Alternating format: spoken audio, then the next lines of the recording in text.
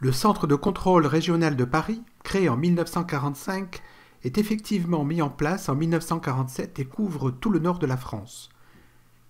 Il est doté en 1952 d'un radar qui permet aux contrôleurs de réduire les séparations entre avions à 20 000 nautiques.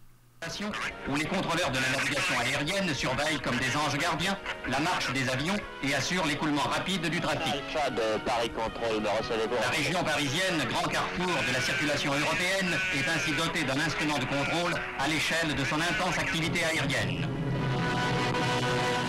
Sur cet arrêt sur image du reportage d'actualité, on voit que la fonction de télécommunication est assurée par des opérateurs sur leur télétype situé au milieu de la salle de contrôle.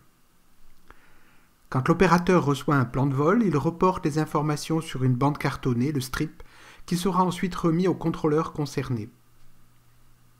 En 1959, le centre de contrôle régional aménage à Athis-Mons dans un nouveau bâtiment. Le réseau de routes se densifie. Il reçoit un radar de nouvelle génération. Les contrôleurs utilisent les strips papier, toujours établis manuellement, et disposés sur des porte-strips. Les trois centres, Athis-Mons, Bordeaux et Aix, utilisent tous le strip, chacun l'adaptant à ses pratiques locales. C'est alors le début d'une longue évolution qui tendra vers l'harmonisation et l'automatisation du travail. La fonction de télécommunication est toujours réalisée à l'aide de télétypes situés au milieu de la salle de contrôle. En 1960, le centre de contrôle a reçu la visite du ministre chargé des Transports.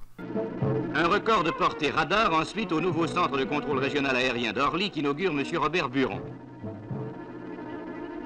Destiné à assurer la régulation de tous les vols commerciaux ou militaires de la Loire à la Manche, le centre d'Orly possède désormais un radar dont la portée supérieure à 200 km couvre la totalité de la zone à contrôler, ce qui est une nouveauté presque unique au monde et un important facteur de sécurité.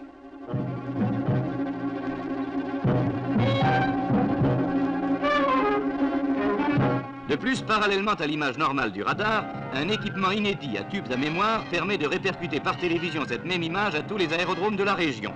Les traînées sur l'écran indiquent les avions en mouvement, tels que les voit par exemple Le Bourget en même temps qu'Orly.